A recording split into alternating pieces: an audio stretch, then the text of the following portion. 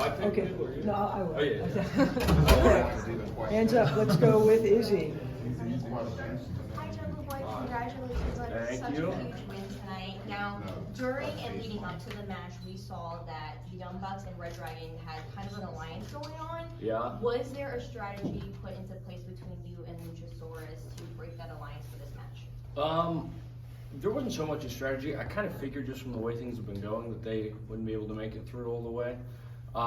It's tough though because normally you're wrestling one team. These are two teams who are kind of connected to each other, but also two of the best tag teams in the entire world. So in a way, I'm pretty thankful it didn't last because that was going to be pretty tough to overcome. Thank you. Yes.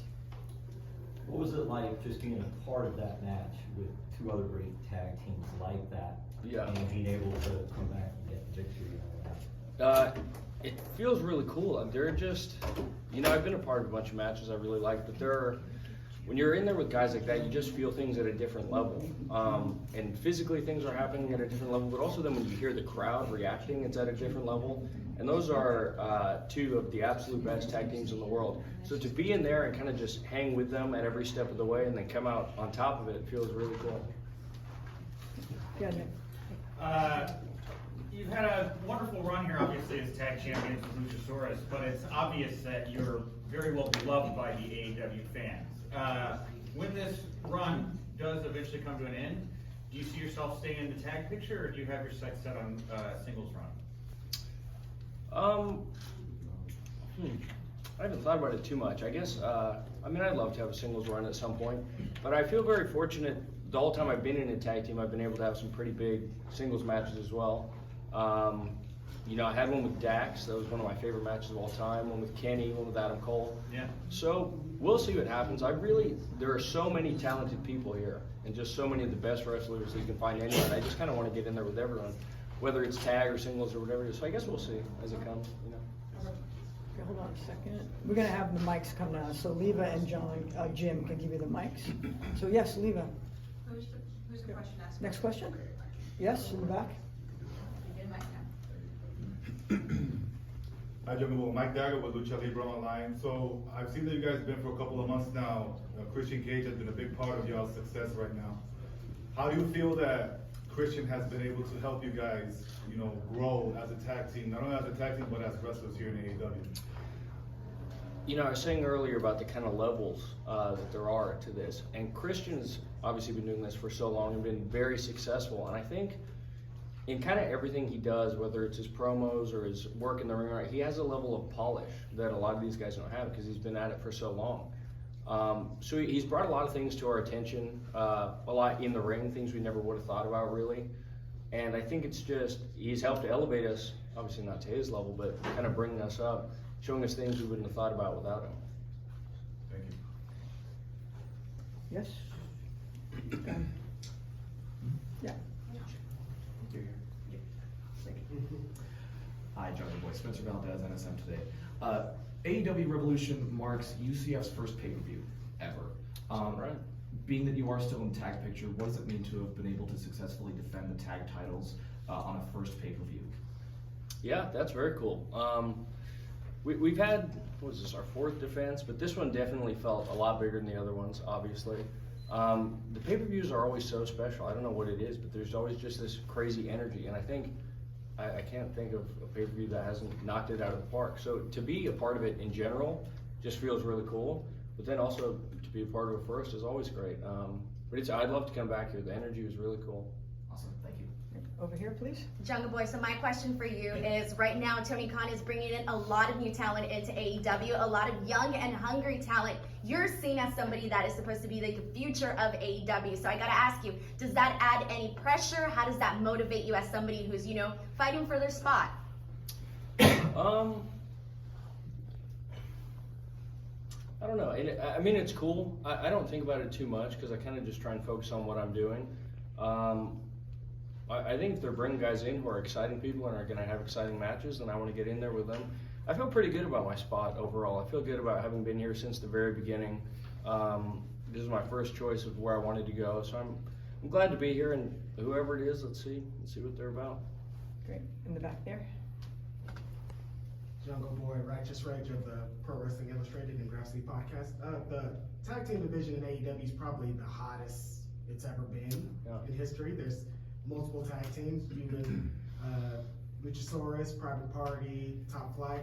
What are you and Luchasaurus going to do to compete with the influx of tag teams and keep those tag team championships?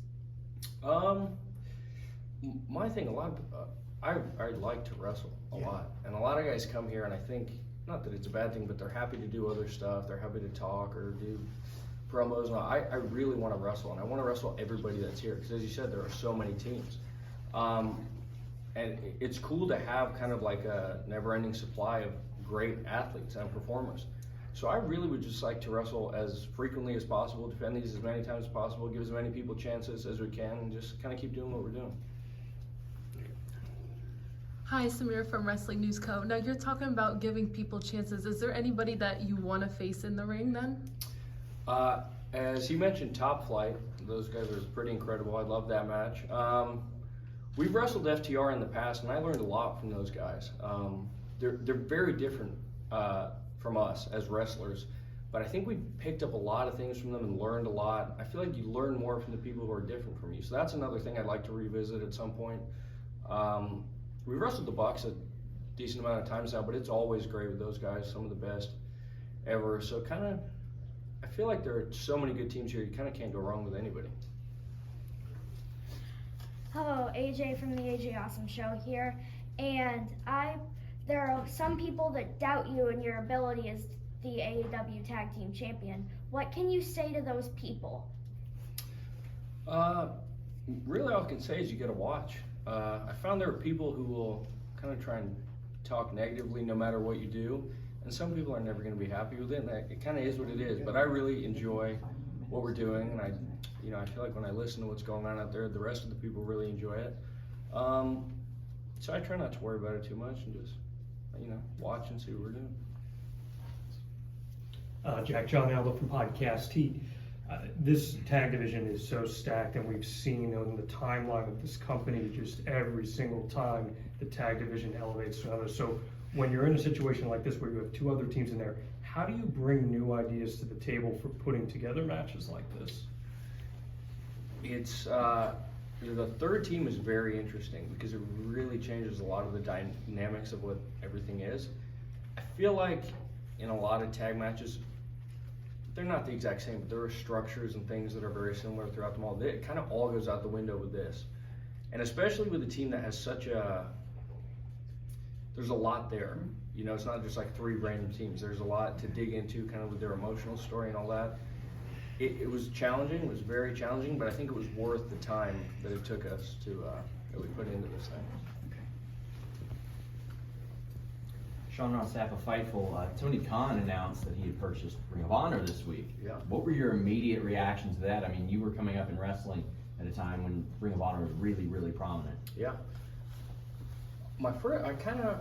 It's exciting. There's crazy stuff happening now in wrestling that I think a couple of years ago you would never have imagined. So I think it's really cool.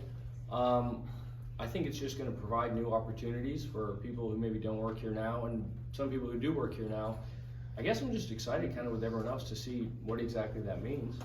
But yeah, I don't think there's any way it could be a bad thing. I think it's very cool. Tony's making big moves. He's all about that. So he's continuing to push forward, and I think that's neat. A couple more questions? Can you? Thank you.